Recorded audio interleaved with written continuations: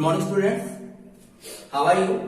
I hope you are fine in your home and safe. तो हमारा जो chapter चल रहा था वो था फ्रेंच रेवोल्यूशन, जिसके हमने अभी तक 5th पार्ट कर चुके हैं, जिसमें मैंने आपको बताया था कि फ्रेंच रेवोल्यूशन क्या थी, किस प्रकार से जो फ्रेंच रेवोल्यूशन हुई। राजा के अत्याचारों के खिलाफ जो लोग थे वो भड़क चुके थे। अब लोग फ्रीडम चाहते थे, लोग डेमोक्रेटिक एक स्टेट चाहते थे। तो उन्होंने क्या किया, राजा के खिलाफ आंदोलन शुरू कर दिया। उसके बाद हमने बात की थी कि इस आंदोलन के अंदर जो फिलोसफर्स थे उन्होंने क्या क्या रोल निभाया, किस प्रकार से न्यूज़पेपर, पत्रिकाएं, कोई मैगजीन्स, कोई मतलब उन्होंने जो पोइम्स वगैरह किया, कुछ भी लिखा, वो क्या लिखा जिससे लोगों को जागृति मिले, लोग समझ सके अपने आप को, लोग अपने सेल्फ जो है अपने आप को सेल्फ आइडेंटिफाई कर सके और राजा के खिलाफ हो जाए। ठीक है। उसके बाद हमने बात की थी पॉलिटिकल सिंबल्स की, कि जो मोनार्की फ्रांस जो था उसकी जो जनता थी 28 मिलियन के अंदर सिर्फ 4% ऐसे लोग थे जो कि पढ़े लिखे थे, और बाकी जनता क्या थी, वो अनपढ़ थी। तो अनपढ़ लोगों को साइन के थ्रू बताना कि अब मोनार्की के अंदर फ्रांस के अंदर अब क्या मतलब रूल रेगुलेशन बन चुके हैं और किस प्रकार से जो लोग हैं उनको आइडेंटिफाई करेंगे। तो पढ़ी लिखी जनता तो थी नहीं जो पढ़ के सब कुछ पता कर सके, तो कुछ साइन, कुछ सिंबल वहां पे दे दिए गए थे जिनको देखने के बाद जनता आइडेंटिफाई कर लेती थी कि किस साइन के ऊपर क्या होने वाला है, किस साइन का क्या मतलब होगा, स्ट्रेंथ कैसे है, यूनिटी कैसे है, बेल कैसे मिल रही है आपको गिरफ्तार कैसे किया जाएगा, किस रूल को तोड़ने से क्या होगा, XYZ बहुत कुछ मतलब वहां पे लिखा गया था। फिर हमने उसको कोरिलेट किया था आज के मॉडर्न टाइम के साथ। आज भी बहुत सारी जनता ऐसी है जो कि पढ़े लिखे नहीं है, तो उनको समझाने के लिए, रूल रेगुलेशन बताने के लिए, समाज में होने वाले नियमों को बताने के लिए क्या करना पड़ता है, सरकार कुछ साइन, कुछ सिंबल देती है, चाहे वो वोटिंग के अंदर हो, चाहे वो रोड साइन हो, चाहे एक्सेट्रा कुछ और हो, तो जिनको देखने के बाद हर इंसान को समझ आ जाता है कि हाँ जी ये इस पर्पज के लिए बनाया गया है। ठीक है। तो अब हम बात करने वाले हैं फ्रेंच रेवोल्यूशन के अंदर पार्ट 6 की। ठीक है। पार्ट 6 में हम पढ़ेंगे abolition of the monarchy and become a Republic. Abolition क्या होता है? एबोलिशन का मतलब था कि अब किस प्रकार से जो मोनार्की फ्रांस था वो रिपब्लिक हो चुका था। रिपब्लिक का मतलब होता है कि गणतंत्र का मतलब होता है कि अब जनता का राज जो था वो फ्रांस के अंदर था, क्योंकि नेशनल असेंबली बन चुकी थी, डेमोक्रेटिक हो चुका था, अब पूरी जनता का राज चलता था। राजा की जो डिक्टेटरशिप थी, राजा का जो दबदबा था, उसकी जो अत्याचार थे वो कहीं न कहीं खत्म हो गए थे कुछ हद तक। अब क्या हुआ, जब ये सब कुछ खत्म हो रहा था तो राजा जो था वो सक पका गया, उसे बहुत टेंशन हो गई भाई, क्योंकि उसका जो सिंहासन था वो डगमगाने लगा। तो राजा ने क्या किया, the king secretly entered into A negotiations with the king of Persia.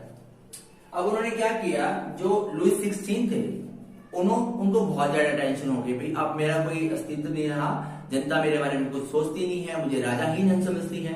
तो उन्होंने क्या किया, उन्होंने यूरोप के दूसरे स्टेट्स थे, जैसे रशिया था, रशिया के किंग के साथ मिलकर उनको समझाया कि भाई तुम एक काम करो, जो हमारे साथ हुआ है ना कल को तुम्हारे साथ भी होगा, तो तुम हमारी हेल्प करो, एक आर्मी, एक फोर्स तैयार करो जो कि जो लोग इस तरह के काम कर रहे हैं, आंदोलन कर रहे हैं, हमारे खिलाफ हो रहे हैं, उनको दबाया जा सके, उनको उभरने से पहले ही रोक दिया जाए, क्योंकि वो दिन दूर नहीं कि अगर मेरे साथ जो हुआ तुम्हारे साथ भी होगा, तो फिर क्या होगा, किसी राजा का कोई अस्तित्व ही नहीं रहेगा। और यूरोप के बहुत सारे ऐसे स्टेट्स थे वहां पे जो कि लगभग इसी रूल रेगुलेशन के अकॉर्डिंग चल रहे थे, डिक्टेटरशिप, मतलब राजा का रूल चलता था, जनता का कोई रूप नहीं था, कोई रोल नहीं था बीच में, मतलब अपना काम बनता, भाड़ में जाए जनता। लेकिन जनता, आपको पता है, जनता जब अपने पे आती है तो सबको सीधा कर देती है। अब जनता क्या था, एक राजा के खिलाफ थी, अगर दूसरा राजा ऐसा करे तो उसके खिलाफ ही होगी, नेचुरल सी बात है। तो सभी को कहीं न कहीं अंदर से एक इंट्यूशन थी, टेंशन थी कि हमारे साथ ऐसा होगा। तो लुई 16 ने किससे हेल्प मांगी, पर्शिया के किंग से, कि आप एक आर्मी भेजो, आर्मी जो है लोगों को दबाए ताकि हम अपने अस्तित्व को फिर से बना सकें। ठीक है। उसके बाद क्या हुआ, the rulers of the other countries plan to send their troops to put down the event that had been taken place in the France. जो यूरोप के दूसरे स्टेट्स के जो लोग थे उन्होंने क्या किया, उन्होंने अपना एक ट्रॉप्स का मतलब एक सिपाही, एक जत्था, आर्मी वगैरह भेजी और लोगों को कहा कि जाओ जहां जहां तुम्हें लोग दिखाई दें कि ऐसे इवेंट कर रहे हैं जो लोगों को भड़का सकते हैं हमारे खिलाफ, उस सारे इवेंट्स को दबा दो, लोगों को मारो कूटो जो मर्जी करो, उनको हमारे खिलाफ होने से आपको रोकना है। मतलब किसी तरह उनके ऊपर आपने वो करना है, कंट्रोल करना है जाकर। और उन्होंने अपने सिपाही भेजने शुरू कर दिए, क्योंकि कहीं ना कहीं सभी स्टेट्स जो थे उनके ऊपर अभी खतरा नहीं था, लेकिन उनको पता था कि जनता के ऊपर हमला कर देते हैं इससे पहले कि जनता हमारे खिलाफ हो जाए, जनता हमें अपना अस्तित्व ही भुला दे। The National Assembly voted in 1792 to declare the war against Persia and Austria. अब जनता जो थी वो उनसे 4 कदम आगे थी। जनता को भी कहीं न कहीं ये लग रहा था कि इससे पहले दूसरे स्टेट वाले लोग, क्योंकि भनक पड़ गई थी उनको, कहीं न कहीं लग रहा था राजा के विचारों से, राजा के हाव भाव से, उसके बिहेवियर से कि बाहर से जितना ये मीठा दिखाई दे रहा है अंदर से इतना है नहीं।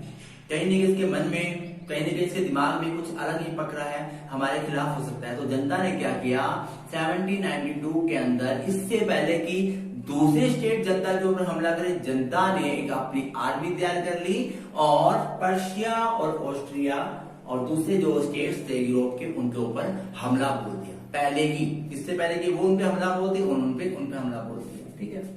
द पीपल सा this as a war against the kings and the aristocracies and the thought of join the army।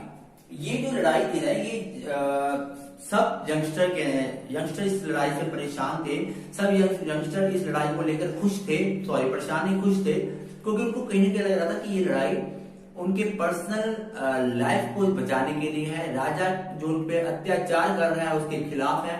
तो जितने यंगस्टर थे, जो पढ़े लिखे लोग नहीं थे, वो उनको कहीं ना कहीं एक बात तो पता था कि अगर हमारा देश होगा, डेमोक्रेटिक होगा, तो हमारा रूल रेगुलेशन चाहे ना हो, लेकिन हमारी जो मांग, जो 40,000 मैंने बताया था लेटर जो ऐसे फेंक दिए गए थे, उन मांगों को कोई ना कोई तो पूरा करेगा।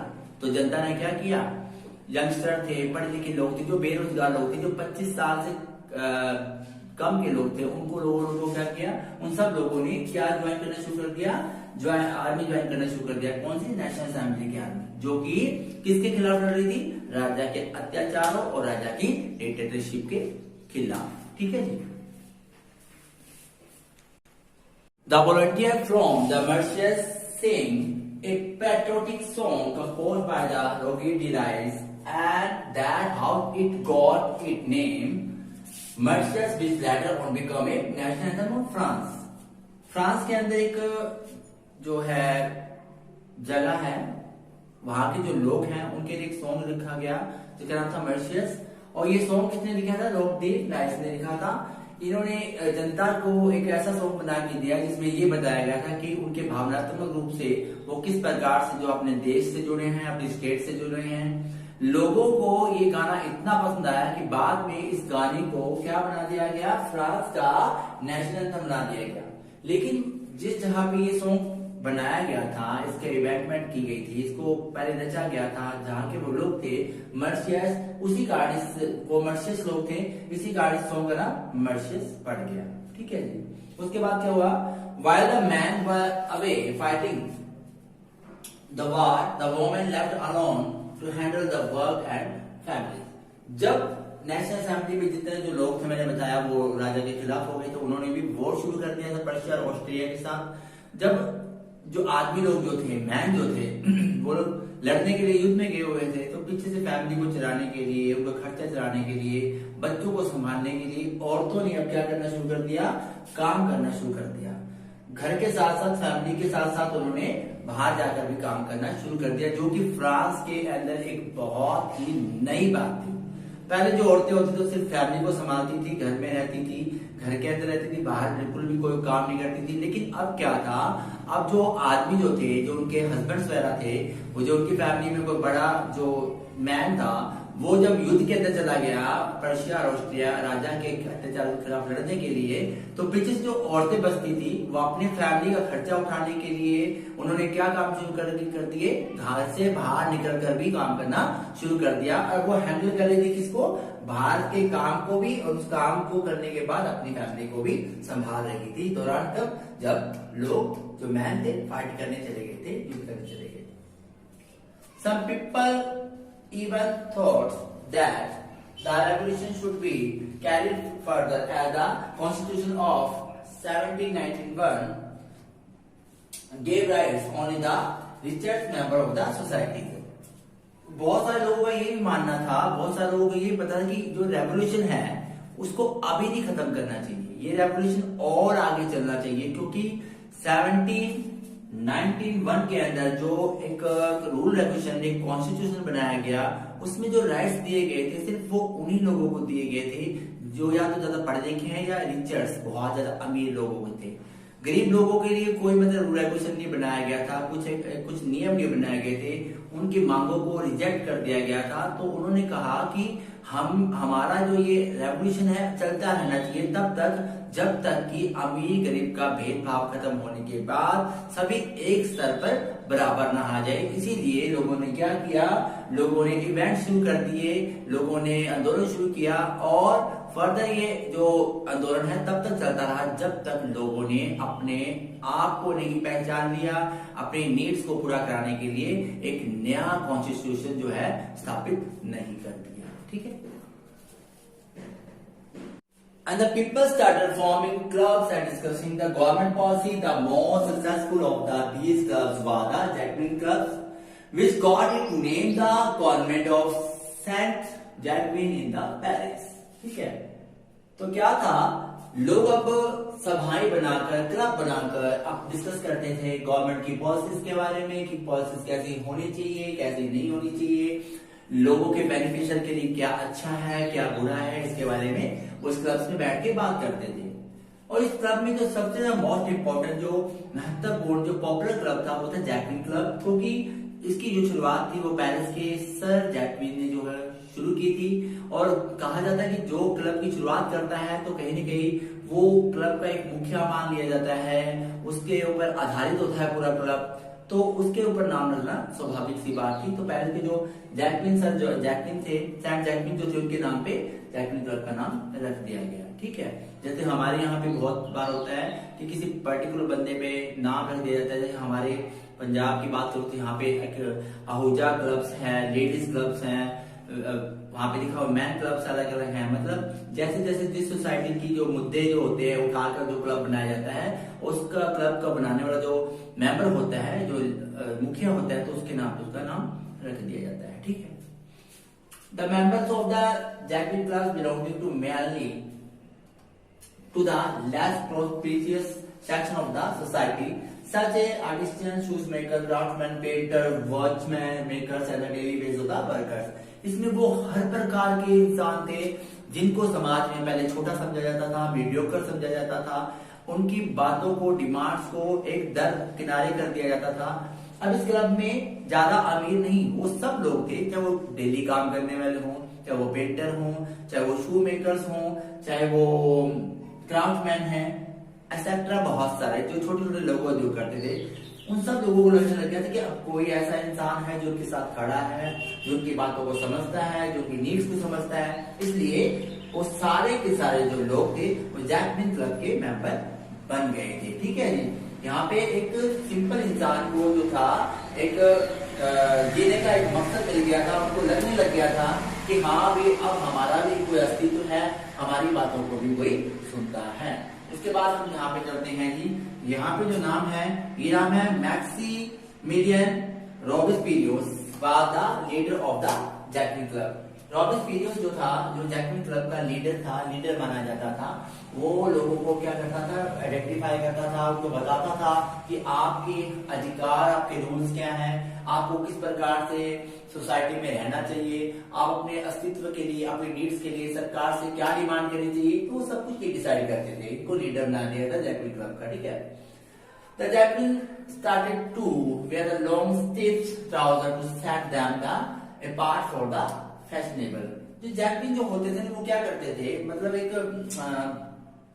उन्होंने क्या करना शुरू कर दिया, एक अपने आप को नॉबलिस दिखाने के लिए, अमीर दिखाने के लिए, फैशनेबल दिखाने के लिए जो नॉर्मल लोग होते थे वो क्या करते थे, वो एक ट्राउजर पहनते थे और ट्राउजर के नीचे मतलब नीज नी ब्रांचेस होती थी, मतलब ब्रिजेस होती थी, नी ब्रिजेस होती थी, शूज लंबे लंबे, जो जिससे कि उनकी एक रॉयल्टी का पता चलता था, उनकी एक अमीरी का पता चलता था। तो लोगों ने अब क्या करना शुरू कर दिया, लोगों ने लंबी लंबी स्ट्रिप्स वाले जो है वो ट्राउजर पहनना शुरू कर दिया, जो कि फैशन लेवल बन गया था सोसाइटी के लिए।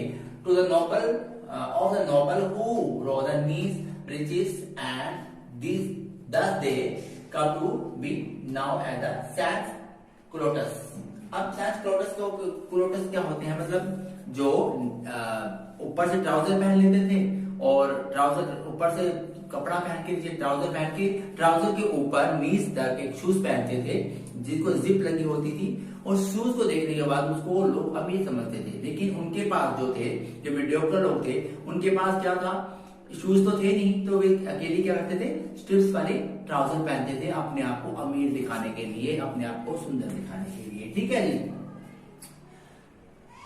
इन एडिशन टू दैट द रोए red cap the symbolic liberty, और सिर के ऊपर एक रेड कलर की मैंने पहले हमने जब वो सिंबॉलिक पॉलिटिकल सिंबल जब पढ़े थे, मैंने बताया था रेड कलर की कैप होती थी। तो रेड कलर की जो कैप थी वो सिर पे पहन लेते थे, जो कि सिंबॉलिक थी, जो लिबर्टी दिखाती थी, लिबर्टी को शो करती थी। तो नीचे से ट्राउजर पहनते थे स्ट्रिप्स वाली, और ऊपर क्या करते थे, अपने सिर पे लाल रंग की टोपी पहन लेते थे, जो कि उनको अपने आप में एक फ्रीडम, एक अपने लिबर्टी, एक अपने आप में एक गट्स वाला मैन, एक मान लीजिए एक अमीर आदमी दिखाती थी। ठीक है जी। In summer of 1792, the Japanese planned an insurrection of Persians who were angry due to the short supply of the food and high prices। Japanese club वालों ने पर्शियंस के साथ मिलके एक राजा के खिलाफ मोर्चा गढ़ा 1792 के अंदर। वो उसका रीजन क्या था, रीजन ये था कि जो पर्शिया के जो लोग थे, पेरिस के जो पर्शियन जो लोग थे, पेरिस के जो लोग थे, उनके खिलाफ राजा ने एक नई घटना शुरू कर दी थी, जिसमें क्या था कि जो गर्मी बहुत ज्यादा पड़ रही थी, जिसके कारण फ्रूट शॉर्टेज तो वैसे ही थी। तो राजा ने क्या किया, जो शॉर्टेज ऑफ फूड कर दिया, खाने की सप्लाई कम कर दी और उसके प्राइसेस वो बहुत ज्यादा बढ़ा दी। अब मैंने आपको पहले ही बताया था कि बहुत सारी जो जनता थी वो अनएम्प्लॉयड थी, उनके पास काम वाम नहीं था। तो आप सोचिए जिनके पास काम नहीं होगा वो बेचारे खाएंगे कहाँ से, गरीब लोग तो वैसे ही मर जाएंगे। तो उन्होंने क्या देखा कि भी जो सप्लाई भी हो रही है ना वो भी बहुत कम हो रही है, उसकी जो प्राइस है बहुत ज्यादा बढ़ गई है। अब अमीर इंसान तो उसे खरीद सकता था, लेकिन गरीब नहीं खरीद सकता था। तो सब लोग जो पर्शियंस थे उन सबको क्या किया, उनके खिलाफ, राजा के खिलाफ जो हुए पड़े थे, जैपनीज क्लब्स वालों ने एक प्लान किया, उनको साथ लेकर राजा के खिलाफ एक नया मोर्चा गाड़ दिया, एक नई योजना बना ली। ठीक है। On August 10 they storm the people of Tuileries and had the king as the hostage of the 7 hours। एक पैलेस था टोलियर्स का पैलेस के ऊपर उन्होंने हमला किया, राजा के पैलेस पे, और वहां के जो राजा थे उसको पकड़ा, और राजा के जो अनुयायी थे, जो सेवक थे, जो उसके कर्मचारी थे, उनको पकड़ा, और राजा के वो सारे दूसरे राजा जो रिश्तेदार थे, जो इस चीज में शामिल थे, शॉर्ट ऑफ सप्लाई और फूड प्राइसेस के अंदर बढ़ाने के अंदर, उन सबको बिठाया जनता ने, उनको बांध दिया काफी घंटों तक, मतलब मारा नहीं, सिर्फ बिठा दिया बांध के। उनको ये प्रूव किया कि देखो आज तुम्हारे साथ ये हो रहा है, अगर तुमने इसी तरह की मनमानी की तो हो सकता है कि भविष्य में हम तुम्हारे इससे भी बुरा हाल करें। मतलब उनको काफी घंटे तक बिठाई रखा, उनको एक जकड़ के बिठा दिया एक जगह पे। तो राजा ये सब देखकर राजा को भी बहुत टेंशन होगी, और सब सक पका के जनता कितनी अग्रेसिव हो गई है, कितनी एंगर भर गया उनके अंदर, कितनी भड़क चुकी है।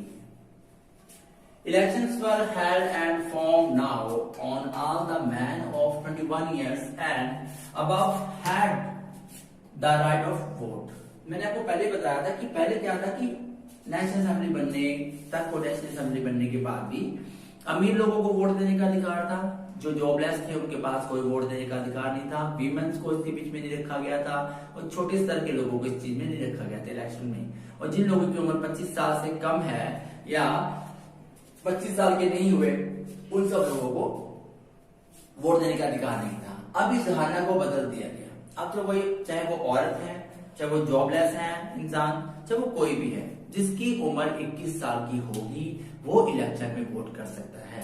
21 साल से ऊपर जिसकी उम्र है वो तो कर ही पाएगा, लेकिन 21 साल की उम्र वाला इंसान अब वोट कर पाएगा। उसे विमन के हिसाब से, उसे जॉबलेस होने के हिसाब से भेदभाव नहीं किया जाएगा। The newly elected as assembly was known as a convents. अब जो नई असेंबली बनी ना, उसका नाम क्या रखा गया? कन्वेंस। उसका नया नाम रखा गया कन्वेंस, नाम रखा गया। आज के लिए इतना ही। इस वीडियो को बार बार देखिए, समझिए। फिर भी अगर कोई डाउट हो तो आप मुझे मेरे पर्सनल नंबर पे कांटेक्ट कर सकते हैं या अपने सुझाव मुझे भेज सकते हैं। मुझे आपके सुझाव का इंतजार रहेगा। इसी के साथ मैं आपसे इजाजत लेता हूँ, चलता हूँ। तब तक के लिए बाय।